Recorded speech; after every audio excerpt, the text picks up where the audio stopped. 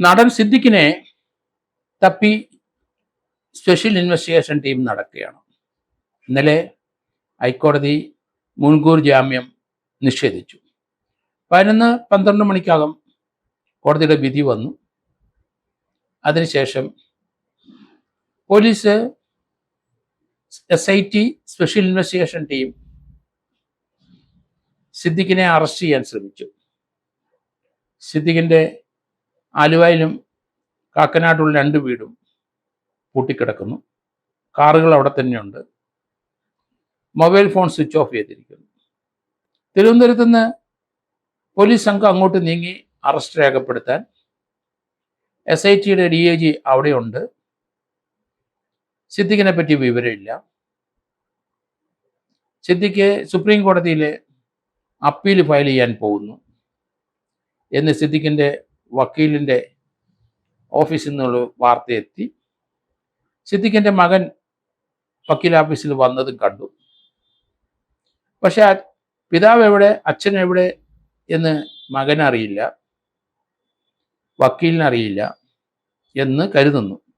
പക്ഷേ സിദ്ദിഖ് എറണാകുളത്ത് തന്നെ ഉണ്ട് എന്നുള്ള വാർത്ത വന്നു.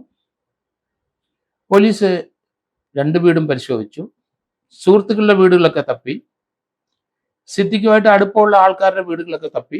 എറണാകുളത്തെ പല സ്റ്റാർ ഹോട്ടലുകളും പോലീസ് നോക്കി.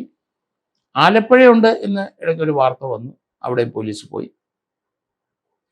ഏതായാലും സിദ്ദിഖിനെ പറ്റി യാതൊരു വിവരവുമില്ല. ഇടയ്ക്ക് ഏതോ ഒരു സമയത്ത് ഇന്ന് സിദ്ദിഖിൻ്റെ മൊബൈലൊന്ന് ഓണാക്കിയിട്ട് ഓഫ് ചെയ്തു. ആള് സ്ഥലത്തുണ്ട് എന്ന് കരുതിക്കോണം എന്നാണ്. അത് മൊബൈലിൽ ഇവിടെ തന്നെ കിടക്കുന്നതുകൊണ്ട് ആള് സ്ഥലത്തുണ്ടെന്നൊരു ചിന്ത എന്തൊരു മണ്ടൻ ചിന്തയാണെന്നാണ് എനിക്ക് തോന്നുന്നത്.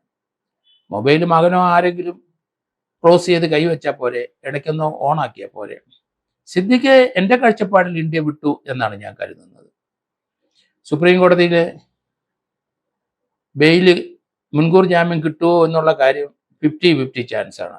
50% ചാൻസേ ഉള്ളൂ എന്നാണ്. ആയിരിക്കും നല്ലൊരു അഡ്വക്കേറ്റിനെ റോത്തക്കി തന്നെയാണ് സുപ്രീം കോടതി ഏറ്റവും ക്രിമിനൽ ലോയർ, ഏറ്റവും നല്ലതായിട്ട് പ്രാക്ടീസ് ചെയ്യുന്ന അഡ്വക്കേറ്റ് തന്നെയാണ്. അതുകൊണ്ട് അദ്ദേഹം അതിന് ശ്രമിക്കും. അദ്ദേഹത്തിൻ്റെ വാദഗതി കോടതിക്ക് തള്ളിക്കളയാനും കഴിയില്ല.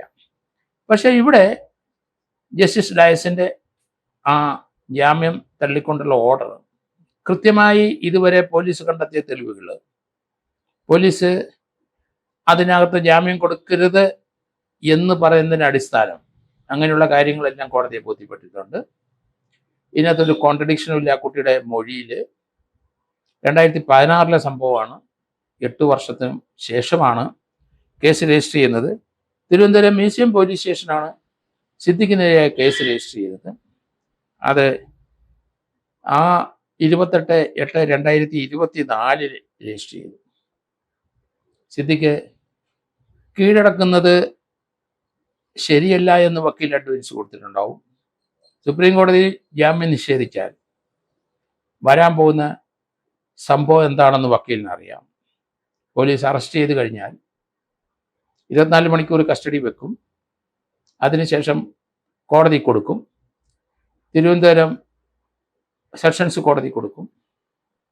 അതിനുശേഷം പോലീസ് ജുഡീഷ്യൽ കസ്റ്റഡിയിലേക്ക് റിമാൻഡ് ചെയ്യും. പോലീസ് കസ്റ്റഡി ചോദിക്കും. 5 ദിവസം അല്ലെങ്കിൽ 10 ദിവസം കസ്റ്റഡി ചോദിക്കും. കസ്റ്റഡിയിൽ വെച്ചുകൊണ്ടുള്ള ഇൻവെസ്റ്റിഗേഷൻ നടത്തി റിക്കവർ ചെയ്യാനുള്ള എല്ലാം റിക്കവർ ചെയ്ത് മടക്കി പ്രതിയെ കോടതിയിൽ ഹാജരാക്കും. കോടതി പ്രതിയെ റിമാൻഡ് ചെയ്യും, ജുഡീഷ്യൽ കസ്റ്റഡി വെക്കും. ഈ കേസിൻ്റെ സ്വഭാവം നമുക്കറിയാം. 376 മലയാളത്തിലെ ഏറ്റവും മുന്തിയ സിനിമാ നടന്മാരിൽ ഒരാളാണ്. നല്ല അഭിനയ ചാതുരി ഉള്ള വ്യക്തിയാണ്, എല്ലാവർക്കും അറിയാം. ഈ ദിലീപിൻ്റെ കേസ് സമയത്ത് ദിലീപിനൊപ്പം ചേർന്ന് നിന്നു. ദിലീപിന് എതിരായിട്ടുള്ള കേസ് കള്ളക്കേസാണ് എന്നുള്ള അമ്മയുടെ അന്നത്തെ ഏറ്റവും ശക്തനായ നേതാവ് പറഞ്ഞുകൊണ്ടേയിരുന്നു. അദ്ദേഹത്തിനും അതേ അവസ്ഥ വന്നിരിക്കുന്നു. ഇപ്പം അദ്ദേഹം ഒളിവിപ്പോയിരിക്കുന്നു. ഇനി സുപ്രീം കോടതിയിൽ ആ അപ്പീൽ കൊടുത്ത് അത് പോലീസിന്റെ ഭാഗം അതിന്റെ തീരുമാനം വരെ ഒളിയിലിരുന്നേ പറ്റുള്ളൂ. പോലീസ് അറസ്റ്റ് ചെയ്യാൻ ശ്രമിച്ചത് അത് പൂർണ്ണ ഉത്തരവാദിത്വമാണോ എന്ന് സംശയമുണ്ട്. സാധാരണഗതിയിൽ ഇങ്ങനെ പോലീസ് അറസ്റ്റ് ചെയ്യണമെന്നെങ്കിൽ 2-3 ദിവസം മുമ്പ് ആ സിദ്ദിഖിനെ സർവൈലൻസ് വെക്കും. അതിവിടെ ഉണ്ടായില്ല. എന്നാൽ ദിലീപിന്റെ കേസിൽ ജാമ്യം നിഷേധിച്ച ഉടനെ ദിലീപിനെ അറസ്റ്റ് ചെയ്യുന്നത് നമ്മൾ കണ്ടു. പോലീസ് ജാഗരൂകരായിരുന്നു. പക്ഷേ സിദ്ദിഖിന്റെ കേസിൽ നമ്മൾ കാണുന്നില്ല. ഏതായാലും എൻ്റെ കാഴ്ചപ്പാടിൽ സിദ്ദിഖ് മൊബൈൽ ഇവിടെ തന്നെ വെച്ചു. അത് വിധി മോശമായി വരും എന്നറിയാവുന്നതുകൊണ്ട് തലേദിവസം തന്നെ ഡൽഹിയിൽ എത്തിയിട്ടുണ്ടാവും. ഡൽഹിയിൽ നിന്ന് ജാമ്യം കിട്ടില്ല എന്ന് പറഞ്ഞ് അത് മുൻകൂർ ജാമ്യം തള്ളിയോടുകൂടി അവിടുന്ന് വിദേശത്ത് പോയിരിക്കാം. കാരണം സുപ്രീം കോടതി ഈ മാറ്റർ അർജന്റായിട്ട് കേൾക്കണമെന്നില്ല. താമസിക്കാം, 1-2 ആഴ്ച താമസിക്കാം. ആ സമയത്ത് ഇന്ത്യയിൽ നിൽക്കുന്നത് നല്ലതല്ല, പുറത്തു പോകുന്നതാണ് നല്ലത്. പിന്നെ കേസിൻ്റെ ഇതുവരെ പോലീസ് നടത്തി അന്വേഷണത്തിൻ്റെ മികവ് കൊണ്ട് സുപ്രീം കോടതിയിൽ ജാമ്യം കിട്ടാനുള്ള സാധ്യത വളരെ വിരളമാണ്. എങ്കിലും പ്രതീക്ഷയുണ്ട്. പ്രതിക്ക് സുപ്രീം കോടതി പോകുന്നതിനുള്ള റൈറ്റ് ഉണ്ട്. എന്തായാലും ആ റൈറ്റ് അനുസരിച്ച് കാര്യങ്ങൾ മുന്നോട്ട് പോകട്ടെ.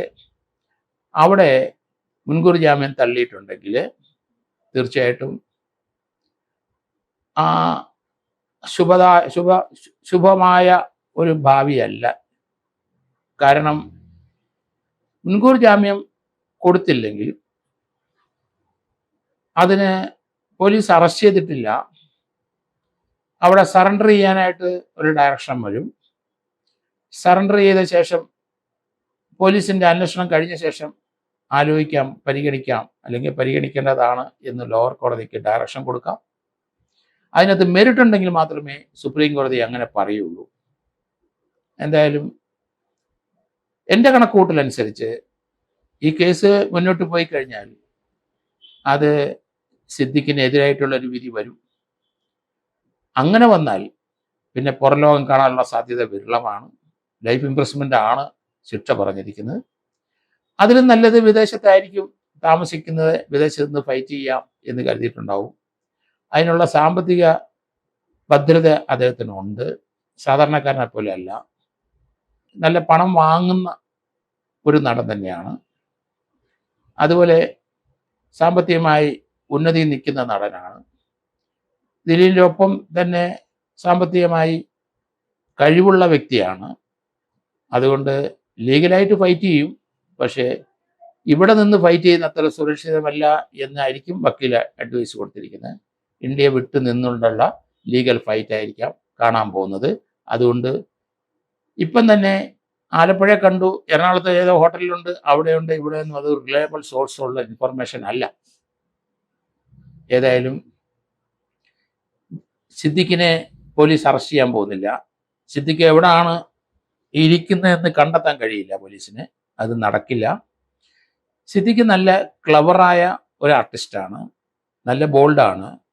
അതോടൊപ്പം തന്നെ അദ്ദേഹത്തിൻ്റെ വക്കീലും വളരെ ക്ലവറായിട്ടുള്ള വക്കീലാണ്. അതുകൊണ്ട് പോലീസ് നമ്മളൊക്കെ കരുതുന്ന പോലെ ഒരു നീക്കമായിരിക്കത്തില്ല ഈ കേസിൽ ഉണ്ടാകുന്നത്. കഴിഞ്ഞ ദിവസം നമ്മൾ കണ്ടു, ഇദ്ദേഹത്തിൻ്റെ സുഹൃത്തുക്കളായ മുകേഷിനെ എറണാകുളം മരട് പോലീസ് അറസ്റ്റ് ചെയ്ത് ജാമ്യത്തിൽ വിട്ടു. മുകേഷിന് മുൻകൂർ ജാമ്യം പ്രിൻസിപ്പൽ ജില്ലാ ജഡ്ജി കൊടുത്തിട്ടുള്ളതുകൊണ്ടാണ് മുകേഷ് തൽക്കാലം ജാമ്യത്തിൽ പോകാൻ കാരണം. അതുപോലെ തന്നെ എറണാകുളം ടൗൺ നോർത്ത് പോലീസ് സ്റ്റേഷനിൽ ഇടവേള ബാബുവിനെ ചോദ്യം ചെയ്ത് 3-4 മണിക്കൂർ ചോദ്യം ചെയ്ത് ഇന്ന് അറസ്റ്റ് രേഖപ്പെടുത്തി.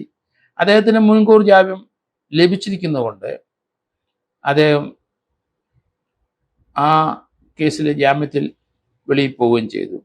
മുകേഷിൻ്റെയും അതോടൊപ്പം തന്നെ ഇടവേള ബാബുവിൻ്റെ കേസിൽ അത് മുൻകൂർ ജാമ്യം കൊടുത്തെങ്കിലും ജാമ്യം ക്യാൻസൽ ചെയ്യാനുള്ള നീക്കം പോലീസ് നടത്തേണ്ടി വരും. കാരണം ഒഫൻസ് റേപ്പാണ്, രണ്ടുപേരും റേപ്പ് ആരോപണമുണ്ട്. അവരതിന് കൗണ്ടറായ ചില നീക്കങ്ങളൊക്കെ പറയുന്നുണ്ടെങ്കിലും അത് എത്രത്തോളം വിലപ്പോകുമെന്ന് സംശയമുണ്ട് എനിക്ക്. അതുകൊണ്ട് മുകേഷിനും ഇടവേള ബാബുവിൻ്റെയും ജാമ്യം ക്യാൻസൽ ചെയ്യാനുള്ള നീക്കം തീർച്ചയായിട്ടും ഹൈക്കോടതിയിലെ പ്രോസിക്യൂഷൻ നടത്തുമെന്ന് ഞാൻ കരുതുന്നു.